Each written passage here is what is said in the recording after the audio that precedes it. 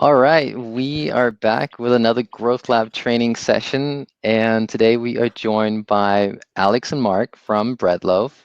Welcome back to the Growth Lab. How you guys been? Hey Hans, how Great. are you? How's it I'm good. going? Yeah, I'm So excited excited to to be here. likewise. Fun. So, Mark, you guys are retention marketing experts. Remind me again, what is retention marketing? Yes, thanks, Hans. So, retention marketing, also called lifecycle marketing, is all of the work that you're doing once you have acquired customers.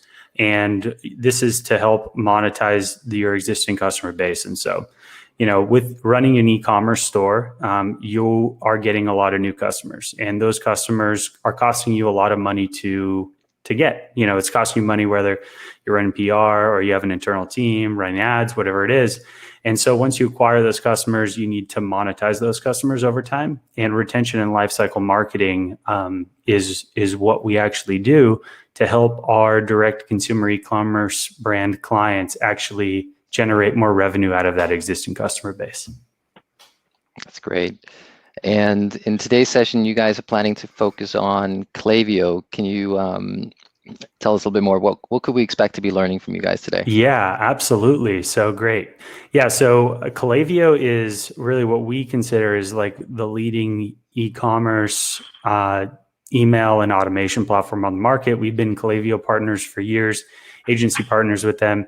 And really what we want you guys to be able to learn today is how to get started with Klaviyo, whether you've been using it for years and you're trying to learn how do I learn how to use this monster of machine of this tool and get better at it, or if you're just starting out and maybe you migrated from MailChimp or another platform out there, and now you want to actually double down and learn, this is going to be a really great workshop for you today.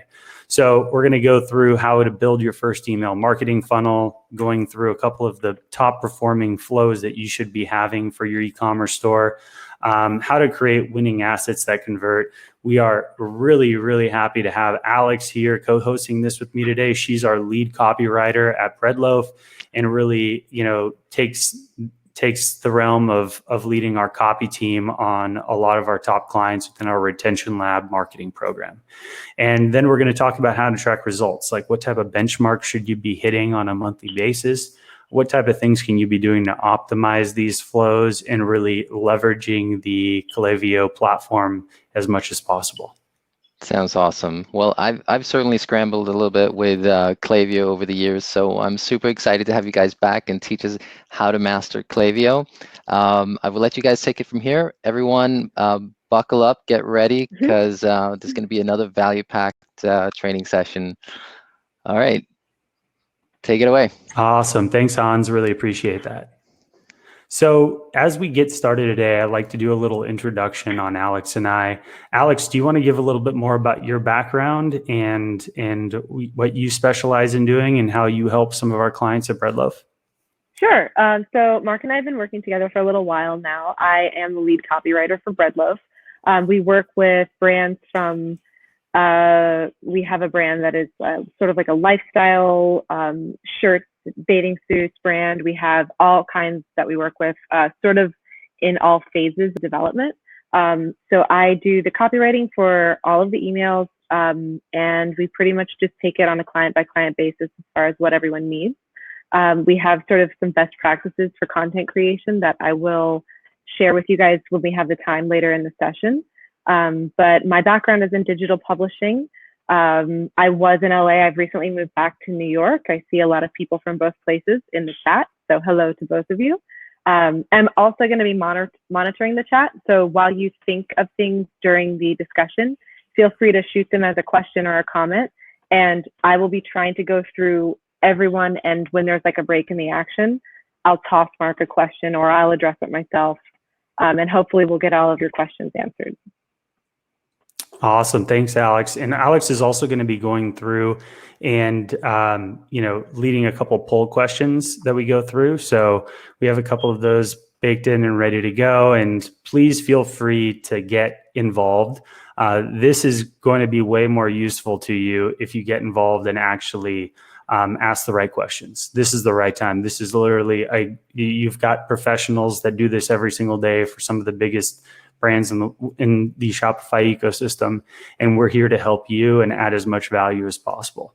So I hope you guys really enjoy it. And just even before we start off, a little bit more too about me is I'm the founder of Breadloaf, and we are a digital agency based out of Los Angeles, and we specifically focus a lot on retention and lifecycle marketing. As I said, we actually have a whole program called Retention Labs. And so within Retention Labs, we manage clients' email marketing, their automation, their SMS. You even do, a couple of other channels that you wouldn't think the digital team would be doing, but we are running a couple of things on Facebook Messenger and indirect mail as well. So all the channels that help monetize your existing customer base. And so to kick off today, to start off with, we want to talk about how do you get your first flow going and how do you start building this out? And what we're going to be doing is actually walking you through our test account and showing you how you can actually start building these flows within Klaviyo. And along the way, we'll be answering some questions you may have and helping you get those points across. So within Klaviyo, there's two main types of campaigns you can send. There's weekly, monthly email marketing campaigns. Those are your newsletters, your sales promotions, your campaigns, product launches, and then you have your automation. And your automation is really what's going to be generating around 15 to 20% of your overall monthly revenue. And that's your welcome series, your abandoned cart flow, your post-purchase, your browse abandonment, your customer win back, and then so forth. We got a couple other campaigns that we also build, but those are really the core ones that you want to focus on. And it can seem overwhelming when you're building out these campaigns because there's so much going on. But at the end of the day, building out these campaigns is going to help you increase a lot more revenue on the front end of your site. So I'm sure a lot of you are spending money on paid advertising. And paid advertising is really measuring the success of campaigns on a daily, weekly, and monthly basis. And not everyone is going to convert right away when you're running paid ads. And what ends up happening is people come to your site, they end up signing up through your email list, through a pop-up or a newsletter footer or whatever it is.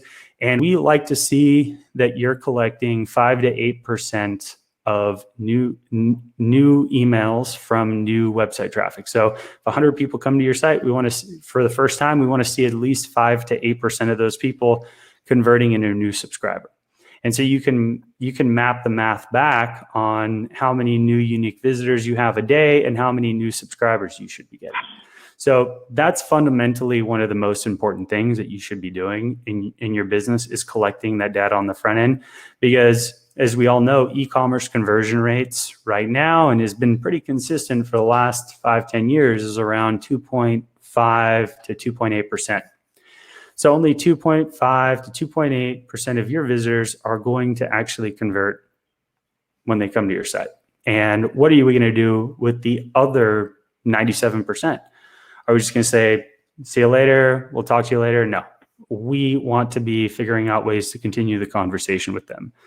One way we do that is through building automation. So the first flow we're going to talk about today, and then we're going to actually work through a little workshop on how to build this out, is your welcome flow. And so like we talked about a minute ago, people are coming through to your site, whether it's social media ads, influencers, referrals, whatever it is, they're coming to your website, and not all of them are going to buy.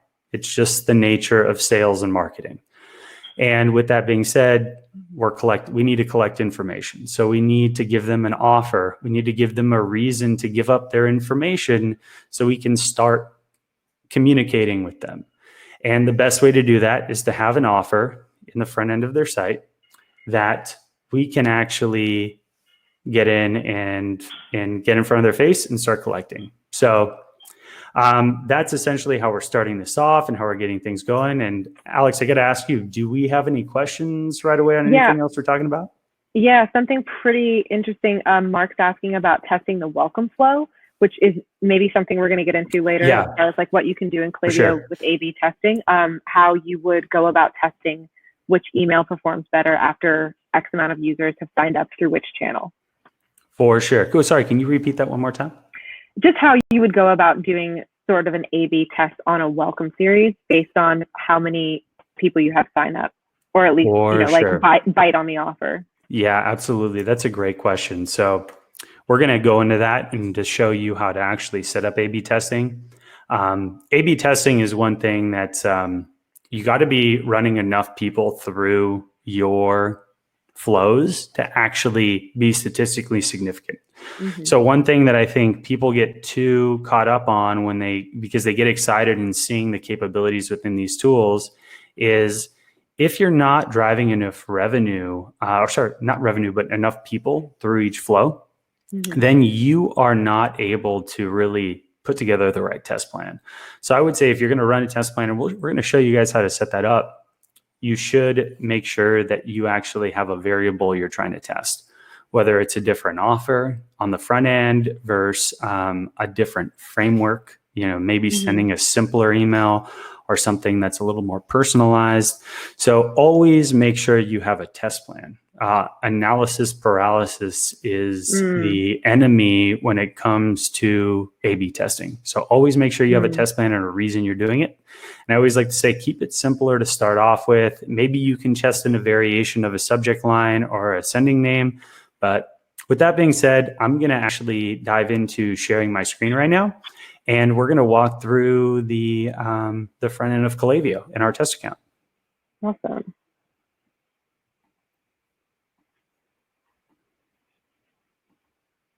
All right. Can everyone see my screen? I can see it. Awesome. All right. So we are in Klaviyo, guys. And to just walk around this real fast, I want you guys to get a little familiar with the platform and what's going on in this UI. So when you log into Klaviyo, and I apologize for you guys that know this, we're just going to walk through to make sure we know where everyone's at. We have the dashboard, and under dashboard, you have objectives. And like I said, this is just a test account, so it doesn't have any data in it. We have performance, where you can go into the total revenue generated from your different campaigns. You can see all the revenue from flows. You can see it from Klaviyo. You can, like I said, this is just a test account. And then you can test out to see what's going on last 7 days, last 30 days, last 90, last year. You can go into analytics and you can get some more data on what's going in. So it's pretty cool. There's a lot that you can do here to get some high level understanding of where your business is at across the board. And then we dive into campaigns. Mark, can you zoom in on your screen a little bit? Can I zoom in? Is that possible? Can you make it a little bit larger? I'm not sure. Good question. Does that help? It's getting there. It's getting better. That's really? Better. Yeah. That's really clear and really big. Okay. Should I make it a little smaller? Yeah, a little smaller would probably be good. Okay. Cool. That was good. Does that help? All right. Yeah. Great. Thank you. Yeah. So this is where we're going. And within here, you can go into campaigns and you can create campaigns. So we can say, welcome. I say this is going to be test one. Name the campaign. You can go in and put tags on things based off what kind of campaign it is. So you can go back and look in the future and you can create the campaign. So you choose the list you're going to send it to. You go into, are you using smart sending or not? Smart sending, for you guys that don't know, if smart sending would be sending a campaign and excluding anyone who's received it in the last 16 hours, which is really cool. So if you have automation campaigns going on and you're sending a campaign to a list with everyone in it, you want to make sure that you you're conscious of not sending campaigns to people that are getting automation flows. You can do this. And then I always recommend too, when you're using UTM tracking, use the account defaults is set within Klaviyo, and you can move through. And so this is the basis for creating just a regular campaign. You can go in and choose templates. You can drag and drop through the rich HTML. You can send text-based. But for what we're going to talk about today, we're actually going to go into flows. And flows right here are, like we said, we have several flows that we want to build that are going to help us generate revenue and also build in a great customer journey for customers through their process in their customer lifecycle. So within flows, Klaviyo has done a great job of actually building a lot of flows that we can actually start off with and start building off of from there. So we can go in and create flows. And the first flow that we want to build is a subscriber welcome. So we can go into welcome series, and right here, we have the welcome series ready to go. So I'm going to create this flow. And you can see here, this is a basic flow. And what this is going to be triggered by is when someone subscribes to the newsletter, and which is the list that this flow is going into, and it has a conditional split. So this conditional split is going to allow someone to get an email if they're if they've placed an order at least once over all time or has not placed an order once over all time. Alex, do we have any more questions right now? Or yeah, I was just going to say, so so Carly's asking, is there a certain flow that's generally most effective? But essentially, all of the flows that we're going to go over are pretty important, right? Yeah, all the flows are really important. The flow that's going to generate the most amount of money for you just across the board is actually going to be your abandoned cart flow. And we're going to talk about abandoned cart flow in a minute. But the abandoned cart flow is going to, it's the people that abandon cart is, as you go to a website and you start checking off, and then whatever reason you get to the page where you're putting in your credit card information. And for whatever reason you fall off, you don't put in your credit card information, you get scared about buying, or you're like, I don't really need this. And so that person that had intent to buy is very, very high intent. That person is a hot lead. They are at the bottom of the funnel, and you need to find a way to re-engage with that person. So building an abandoned cart flow is really essential. And we like to always build 3 to 4 campaigns, usually keep them text-based and put in some transactional components we can show you guys. And that is really going to help you guys generate, some solid revenue. Does that help answer it? Yeah, I think so. Cool. Do we have any more polls that we can potentially put out to the whole crowd today? We did have another poll that was just run. We're looking at the industry people are representing. We have about half of the people are in the fashion and apparel, jewelry, and accessories. We've got the next one would be beauty and cosmetics. We've got some health and wellness, food. So awesome. It looks like we're kind of running the gamut here. And I think we're going to get some more questions. Will is asking, can you explain the advantages of the Klaviyo flow over the abandoned cart email sent via Shopify? So yeah, so good question, Will. So what we'll actually do is we'll save this, and then we'll exit out of it real fast. And we'll go into building out an abandoned cart flow from scratch. So just like you guys would if you're starting off. So we'll go into abandoned cart, and then we will go to abandoned cart. And so when you're in abandoned cart here, Shopify has done some really cool things. And I'm going to go through and show you the abandoned cart campaign that I would recommend doing, especially for a lot of the fashion brands that are listening to us today. So going into abandoned cart, and we're going to call this one Shopify.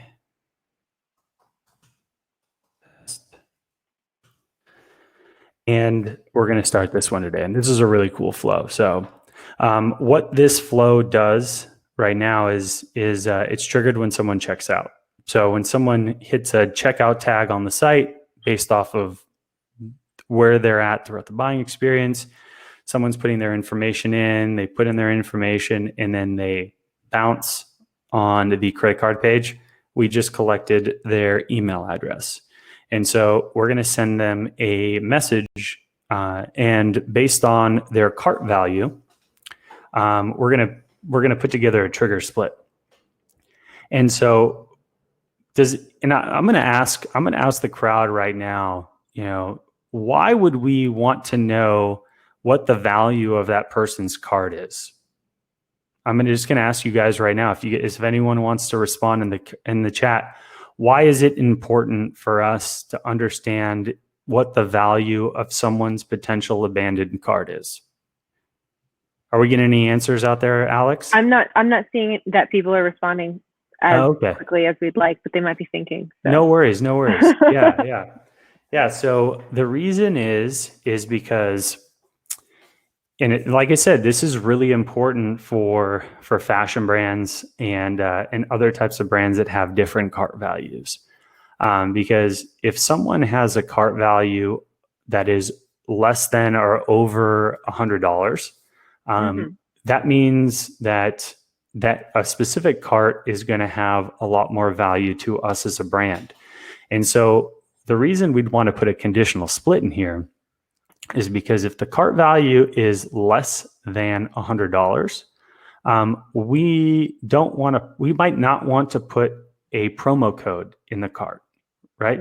So that way, when we start looking at like how big the cart is and what we want to convert, we want to make sure that we're doing everything we can to convert a higher cart value, because that is a lot of money to us. Say if we're a fashion brand and our average cart value is $150, $300, and we want to offer a discount to someone who has a cart value above $100. Someone who has a cart value under $100, we might not want to give them a discount for just abandoning cart. So the way that this abandoned cart reminder is set up in Klaviyo, as you can see right here, someone checks out, the trigger split then puts together a conditional split of, is the value of the cart less than $100? Yes. Well, if it's less than $100, then they're going to get a message that does not have a promo code. If the cart is above $100, then we're going to send them a promo code. Right here, Shopify's basic template says, hey, you should give 20% off. So what we're doing here is rewarding someone that has a higher cart value because they're worth a lot more to us versus someone who's not. Do we have any questions on that so far? Yeah, something that goes along with this, and it's kind of a multiple part question. So I'm scrolling through. So Mike is asking, how essential is attaching an offer to capturing a customer's email on the homepage pop-up? Yes, good question. And then it kind of goes on. The email capture is not attached to the offer, but they do send out a coupon code a couple of times a year. So I think, let's discuss the offer on the pop-up. Yeah, good question. So if you're a smaller store and even a mid-sized store, I recommend having an offer. And ultimately, depending on what your brand is and what you guys do, there is an inverse relationship between offer and conversions. It's just how things work. We run a sale, we run a promotion. We're always going to have a stronger offer and a reason to get someone to buy. And so my question for you is, and this would be something you'd have to ask yourself, is like, how many new subscribers are we converting through a regular newsletter pop-up? And if we're only getting a handful a day and we're getting less than 5 to 10 people for every 100 new people that come to the site, I would say you need to change things around. If you've got a really viral product and a viral brand and you guys are doing a lot of things and people are really excited, you can get away with not having an offer. Some brands just offer, just like, hey, sign up for our newsletter and enter a sweepstakes. And some brands, will say, we'll pick a winner once a month. You have a chance to win a $200 gift card. Some brands will say, enter and get free shipping. Other ones will have $1 off or 1% off. What I've realized with a lot of the brands that we've worked with over the years, we've actually lowered the front end offer amount. So a lot of brands we used to launch with like a 15% off offer. And now we're going back and we're actually changing that to a 10% off offer, just because these brands have matured enough that they can now demand a lower offer on the front end, and people are still signing up and engaging and joining the flow. But ultimately, like, all of this is related. So if we don't have a good offer and we're not driving a lot of people to the site, and we don't have anything to fill this welcome funnel. So what we want to do is we want to make sure that we're getting enough people in there. And the best way to do that is through getting qualified people to the website, having a great product, having something good to offer, and putting people in here. So I hope that helps answer the question. I think so. A couple of people are asking about the tags and trigger setting for the flows. Yes. I don't know if that's something Great you're planning question. on going into, but a lot of people are interested in that. Absolutely. Absolutely. So there's tags are more so, these tags are related to tagging users. So what you can do is, if you want to tag users that are coming into a specific flow, you can create a tag and put that tag in here. And so I wouldn't recommend getting into tagging a user unless you really like have a specific reason to tag them. That's definitely like, if you're trying to figure out who's coming in here and you're trying to write future statements to put people into other flows, I would recommend using tags, but keep it more simple. So I hope that helps. But what we can do is kind of go into what flow filters look like a little. So we're going to go in and we're going to create this flow.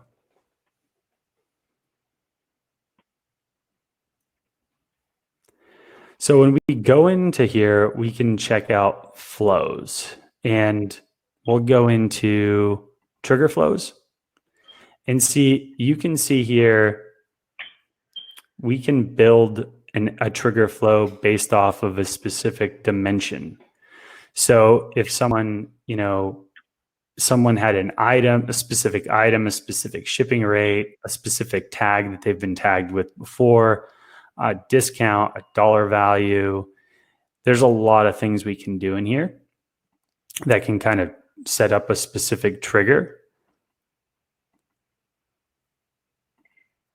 And then we have flow filters. So what we're doing here with this flow filter is, and this is another statement. So flow filters are allowing us to restrict the flow to certain people. So what this template is set up with is what someone has done or not done. And the person has placed an order 0 times since starting this flow. And the reason why this flow filter is super important is because if someone purchases, we want to take them out of this flow. So if someone purchases within the first 4 hours of checking out, they're no longer going to receive any of these emails. They're not going to get this first email. And same here, like if someone purchases off of this email right here, email number 1, they're no longer going to get email number 2.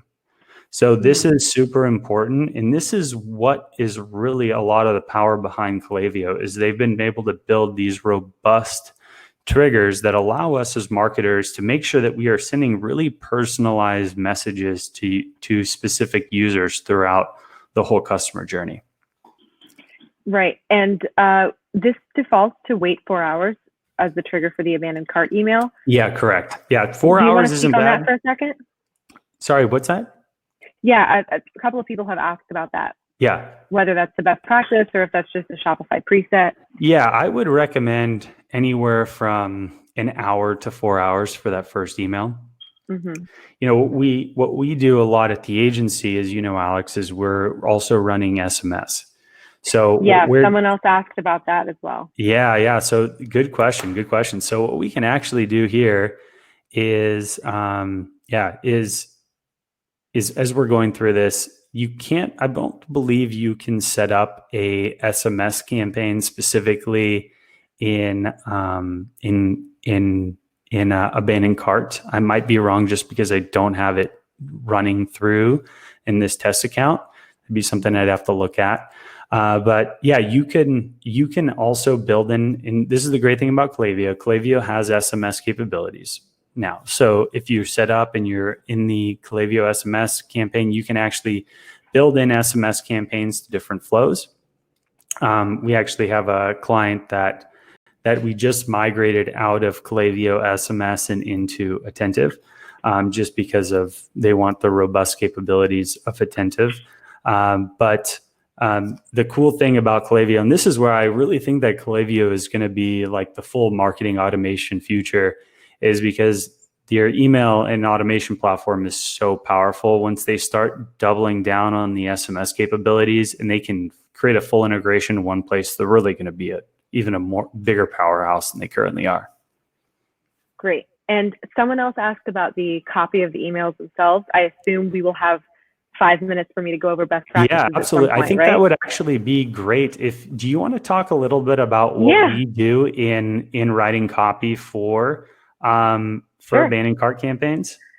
For abandoned cart campaigns, it really, each flow, the copy of each flow will be determined by what the flow is, but the practices will be exactly the same. When we start working with a client, we typically take responses from the brand and tone survey that we've given them. So we have an idea of what kinds of verbiage they like to use, the way they don't want to address their customers. And then from there, if they're sort of nondescript, we try to build them out a personality a little bit just to kind of define their brand. And so I take the information I get from the survey and incorporate that with the basic messages. Hey, you've left something in your cart. It's depending on the brand, you can make it cute or cheeky. Like, whoops, looks like you forgot something. We've all gotten those. So for me, a best practice is I like to go into my file of what has worked on me in the past. So I will take brands that I like, who maybe I have been an abandoned cart customer myself, and I'll check out what they've done that maybe converted me. So when it comes to actually creating the email, you just have to have a strong subject. You want to keep that kind of concise. The preview is the text that goes under the subject in your inbox, and you also want to consider that too. I prefer to keep everything within like before the cutoff in your sort of like line of sight, so there's not a lot of dots. And then the body of the email, you want to consider the design, which typically is going to be a little bit more prominent even than the copy. We will do a basic 4 hours out, looks like you forgot something. And then we typically follow up with sort of a from customer service type email. I think we've talked about this in the past in other Shopify masterclasses, but customer service representatives with A names, females with A names, tend to perform a little bit better. I think people respond better to those. So we'll typically sign them off like from Annie from customer service or something. And then we just always want to include whatever their abandoned cart items are and a call to action, which is check out now or complete your purchase, and then suggested items, typically below that, or something else to engage them to either go to the site or to follow your brand on social. So you want to give them the option at every turn to just check out with the click of a button, and it'll take them right back to their cart and they can complete the purchase right there. And we can take more questions on that in the remainder of the time that we have if they come up. Cool. Awesome.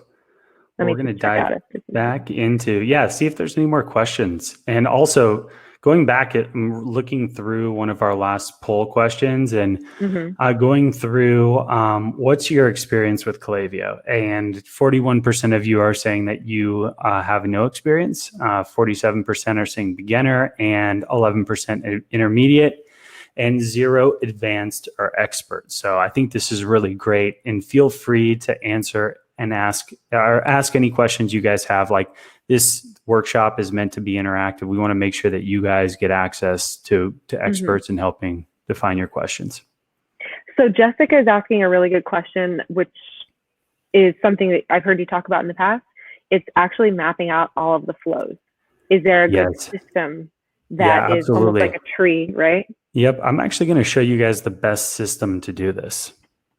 We're going to go through this real fast. And I know this sounds crazy, but we're going to start mapping this out. And this is the best way to do this. All right. So, does everyone see my screen? Yep, I can see it. And if you want to zoom in quickly, Command plus, I think, is the quick one. Cool. All right. So, I'm sure a lot of you have used that going in and out. Yeah. Good? Awesome. Yeah. So I'm sure you maybe a lot can of go in one more. One more. Okay, great. So Is that good? One more. There you go. All right, great. So what I like to do is actually either map this out on paper or in Google Google Slides or another mapping tool. And what I do is I just start putting together what I want in every campaign. So let's say we're going to start off with the welcome flow. Mm-hmm. I'm going to say welcome email number one.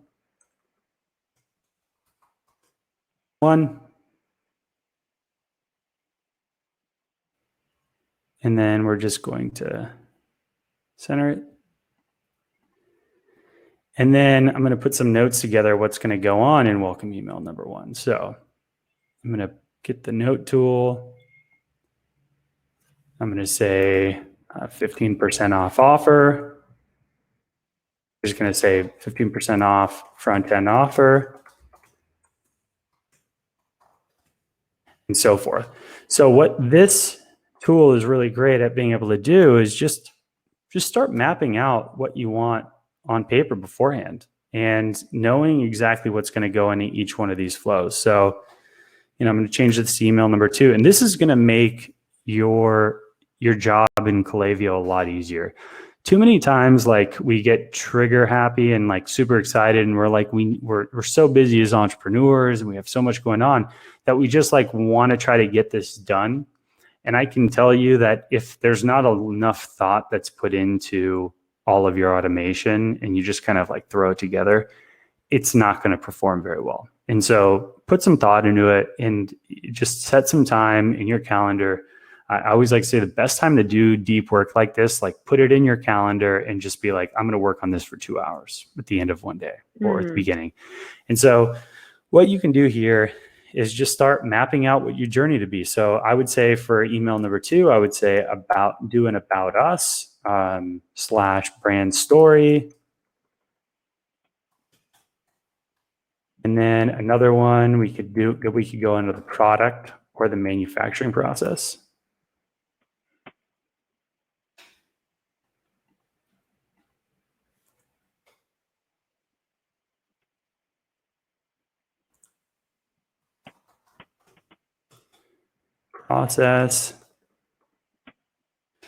And then for you fashion brands, this is where you guys can start going into different collections. Do a collection feature.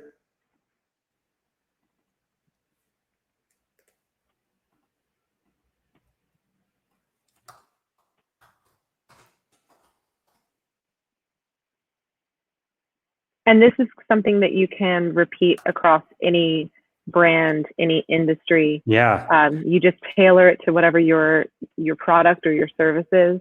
Exactly. And now it's not so overwhelming when you see it in that sort of layout. A lot of this is just like frameworks. Like now, like I'm going to literally show you guys this framework right now that we use when we're mapping this out for our clients, and show you how much easier it is. So this campaign right here, we could do, let's say for email number 5, we're going to do customer testimonials. /reviews. And then for this one, for email number 6, let's say we're going to do, for email number 6, say we have a referral program. We talked about the referral program.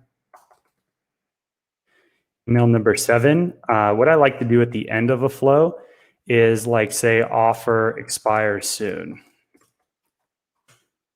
like in 48 hours. And so even though that promo code isn't going to expire, you're gamifying the experience and saying like, hey, it's going to expire soon.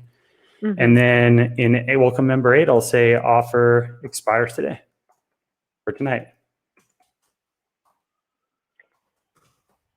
Quick question about Klaviyo's uploading of multimedia. Yeah. It shows your file size and it's able to be reduced. Yes, but I within would, Klaviyo, right? I always recommend cutting all your file assets before you upload them. Okay. And that's because, you want your files to be, you don't want your files to be too big. The reason is because over 80% of your customers' emails are being opened on a mobile device, which most of the time, those mobile devices are running off of, cell reception. So, 4G, 5G. So right. With that being said, if the file's too big, it's going to take longer to load and the attention span of your customer is going to delay and it's might bounce.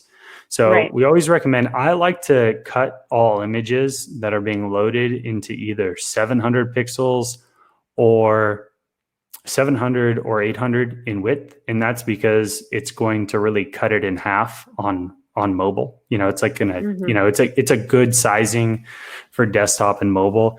And I always recommend too, this is one thing that I see time and time again, is always design for mobile first. Mobile is always most important. So what we notice all the time because what we do is we audit clients' accounts before we start working with them. And we say, hey, we'd love to work with you. We want to add some value and audit the whole process. And one thing that we do during this process is going through creative recommendations. And too many times, during an audit, we're looking at things in desktop view, and then we go into mobile, and we're like, oh my God, that doesn't really work. And so you can see here in this view, you can actually test through what stuff's going to look in mobile.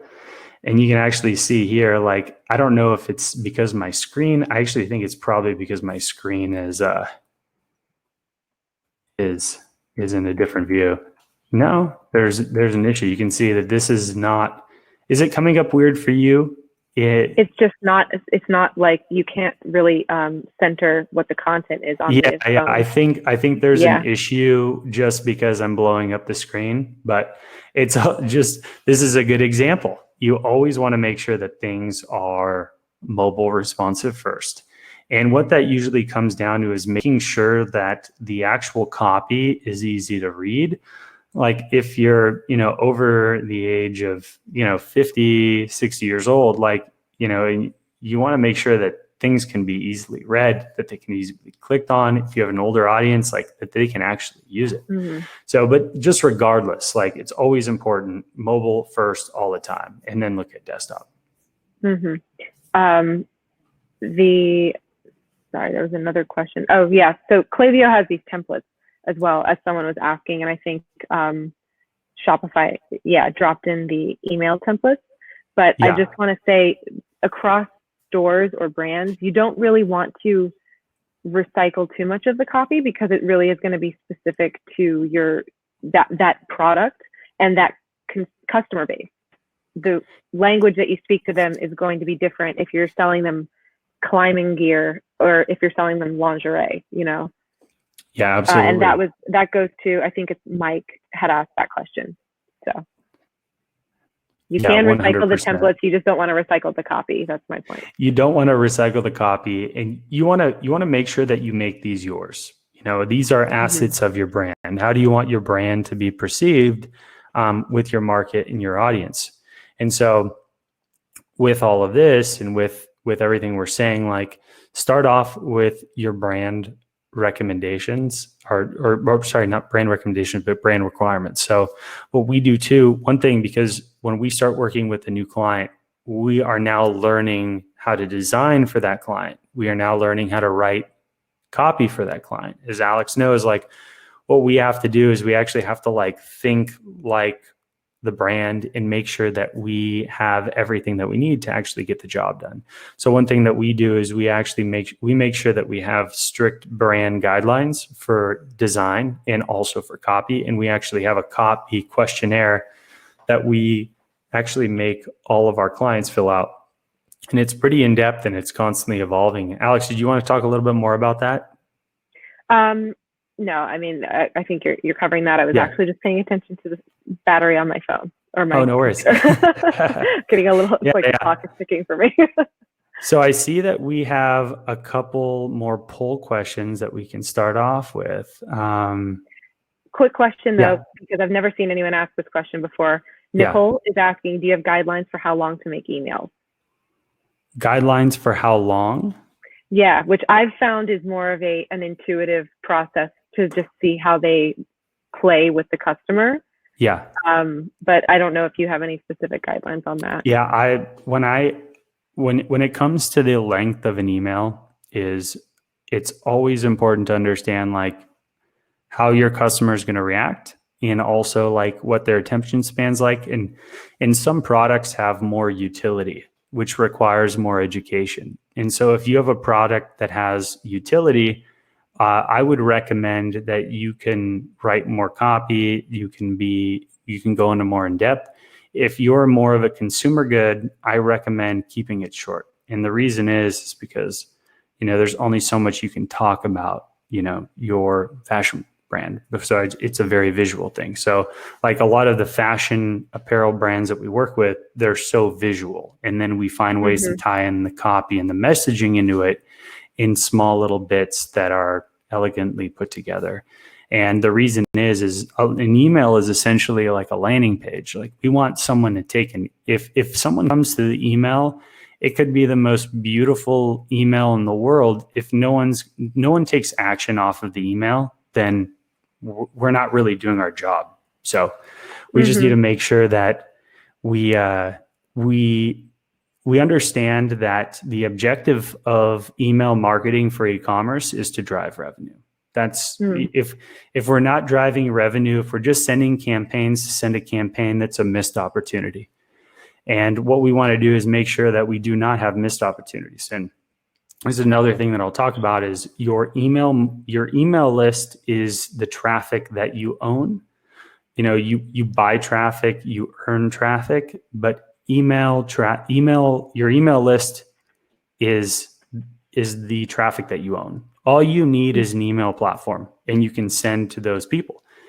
And so with that being said is there's a lot of hidden gold in that email list. You've got to treat it right. You've got to engage with people right. You've got to make sure that you have great products to sell them and go down. But it's super important to make sure that you are selling off of this. Yeah. So we're looking through. You want to read through the poll results right now? Sure. The revenue that stores are currently generating, the people who are with us here, most people are doing less than $5,000 a month. A few people are doing between $25,000 and $100,000 a month. That's excellent. Go you. Yeah. And then we have some people in the middle there. Awesome. Cool. So the majority, 64% are at under 5K a month. Okay, great. So still, we've got a lot of smaller brands, some brands that are starting to get momentum. But yeah, this is a great time for you guys to be doing this and to really focus. And as we start going into this a little more, you'll start seeing how this works. And I hope that this framework that we're building for you guys to be able to map things out in advance really helps, because starting from a whiteboard, or going directly into Klaviyo is very difficult to get all your thoughts out on the same time. Do we have any other questions, Alex? A lot of people have been asking, we get this all the time, but about the messages not going into people's spam folders. Yes. If we have any control over that. Yeah, absolutely. So good question. We have some control, and this is also like a black box where we do not have full control. So the best explanation of this question that I will say right now is you want to be following all the rules. You want to make sure to not not trash your email list. You want to make sure to have an unsubscribe footer. You want to make sure you're emailing people on a regular cadence, but not too much. And ultimately, what this is doing is it's making you follow a list of best practices that are going to showcase your sender reputation. So in Klaviyo, you have domain sending reputation. So the way that your domain goes into Gmail, Outlook, all of the major, email sites out there are rating your domain, and it's also rating your IP that you're being sent through. And there's also ways too that you can submit your domain in Klaviyo. You have to do this manually, and you have to actually go into customer service, and you can whitelist your domain, which I recommend all of you guys do. Get your domain whitelisted with them. That's one of the best things you can do. But secondly, just make sure that you are a good steward of your list. And by following a lot of these rules, by making sure that you're engaging with people right, like your open rates, having good open rates, having good click-through rates, that stuff also affects your domain sitting reputation.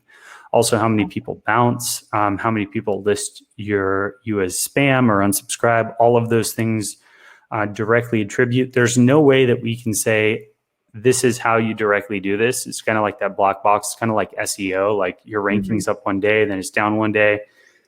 All of these rules are changing. But following this kind of list of rules that we're talking about right now will really help your overall domain sitting reputation. And by the way, that sitting reputation is different from every email platform. So you might be rated higher in Gmail and lower in Outlook. So it's just where the rules are and where things are. Yeah. Why don't we, if you're up for it, you want to do some like 30-second teardowns of some of the sites of the attendees? Yeah, absolutely. So I guess if anyone wants their site reviewed briefly, like quick 30 seconds, that's something that I think we could do. If I'm understanding the prompt correctly. Yeah, that would be great. Yeah, so if any of you want to submit your domains right now in the chat and just say, hey, if you want us to give you some feedback on what we're seeing on the front end of your site and what's going through, just let us know, and we'll ask, and we'll break it down. Yeah, drop your URLs in there. So we've got a bunch. They're all coming through. Awesome. All right. Oh my God, I'm getting overwhelmed right now. Alex, you've got to pick one. Okay, let's go with ctrees.org. No, I guess we could try that. I don't know what a .org All right. It's SEA-trees.org. There's so many. I know, they're all flooding I'm losing it. All right, we're going to do C trees because you called it out. We're going to go in it real fast.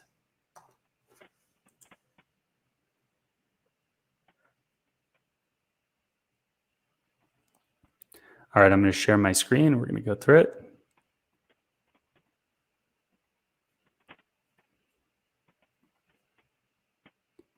Is my screen on, Alex? Yes, it is. Awesome. All right, so we are on C trees, which looks like seconds. Sustainable surf. We're going down the whole experience.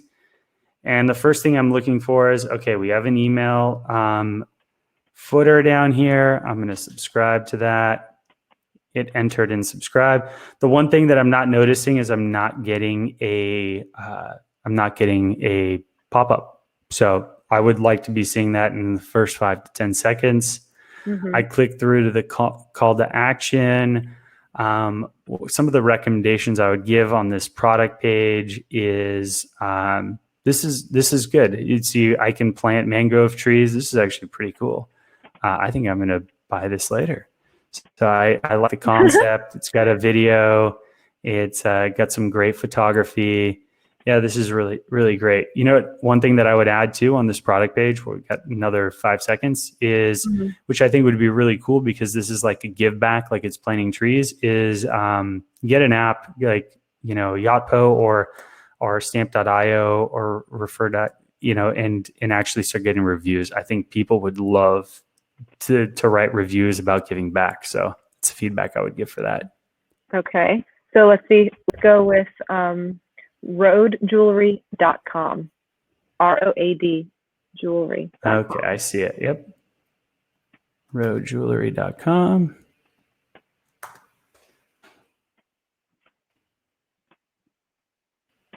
All right. Okay. So one thing I'm noticing right off the top is there's an image. It took a second to load, which could have been the fact that I was going to, that, you know, I'm doing this screen share right now. But what I would like to see is I want to see a call to action and a button on the first fold. So on this hero image, I would do parallax format where it just takes over the whole top. And I would make sure that I had copy that's like telling me exactly what type of jewelry this is. I would go into a little more depth on the brand, like Fine Jewelry Evolved is a little too stark. It doesn't really separate the brand from other things, but I can see it's very visual. There's some good things on it. It's got the email footer too. Check if it works. And once again, I want to see a pop-up. So Alex, you got any feedback on this while we're here? I'm with you on all of it. I'm going to give you another one. Micropuzzles. Micropuzzles.com. Awesome. Cool. Let me get in real fast. Where is Micropuzzle? I was hoping I could grab. Oh, there it is. Cool.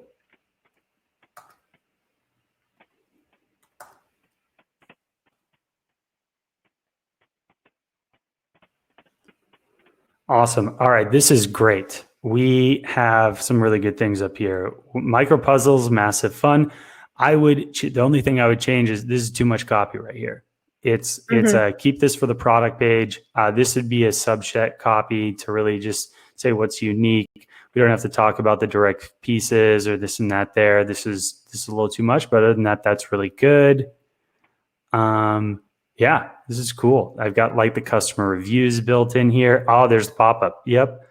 New puzzles, don't miss out. I think this is great. What I think would be really good for this is I would run, I like the shipping discount.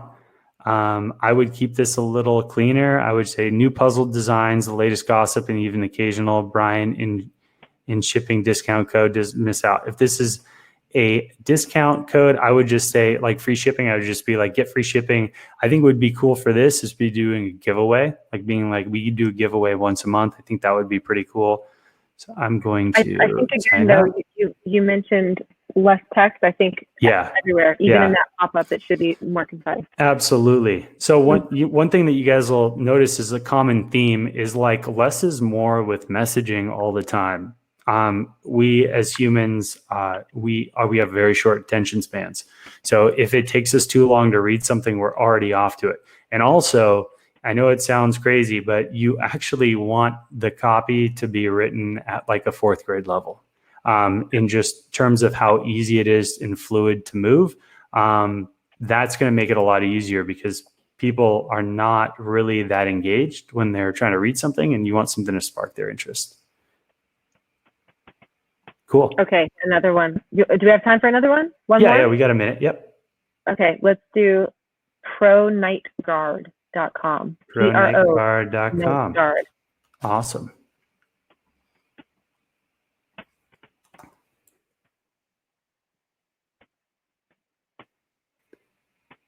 All right. I like this. I would want right off the bat, what I would do is I would add a little more saturation on the image. I also I would get rid of the slider. You don't need a slider. I would use a hero image that works really well. Off center the product more to the right or to the left, actually to the right here. And this is cool. I would button up the copy a little, clean this up a little, but this is pretty cool. This is really, really sweet. I would simplify this. Like you don't need a shop now side here. I would just keep it with products and accessories. This is cool. Keep this a little bit more simple too on the homepage. Good footer. Once again, I want to see a pop-up.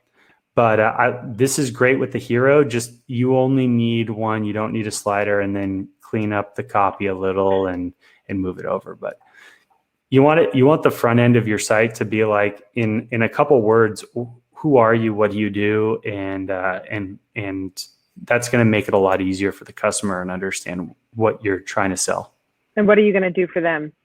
Yeah, and what you're going to do. What are you going to do for them? Exactly. Yeah. Okay, I think we have hit most of the questions. This Awesome. is recorded, and there is going to be a link for everyone to review. Yes, there is going to be a link. Yeah.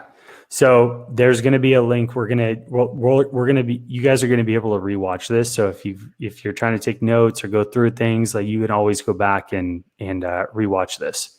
And also too, and we're still taking questions and moving along, but what I wanted to share with you all is special, as a thank you for all of you guys showing up today. I'm going to throw it out that if you guys would like to book a 15-minute meeting with me directly to talk about your brand in a little more detail, or to talk about what we do, we do work with select brands. And if it's something you're interested in, I'm going to put in a link right here that you guys could schedule a meeting with me directly. That goes directly into my calendar. So the last time we did this, my calendar filled up really, really fast. So I'm going to recommend you guys do that. And also, if you don't think it would work on the agency end, we actually have a really exciting new program that we just launched that's letting us work with entrepreneurs in a different way than we've ever been able to do before. So if you're interested in that, feel free to schedule that meeting with me, and I can tell you a little bit more about it.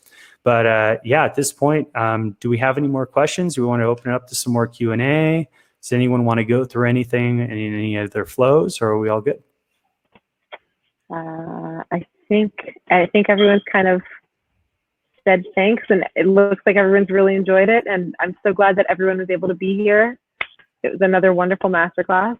Yeah. Thanks, everyone. And also, by the way, we want to make sure that you guys join the Growth Lab community. And Hans just put a link in there. We're going to be sharing some tips throughout this community with you guys. So please join. It's a great little group, and we're trying to grow it. Invite your friends that are entrepreneurs or into e-commerce and marketing in there. We're trying to foster and facilitate a community that can help everyone together. So, with that being said, another question or two, or are we all good?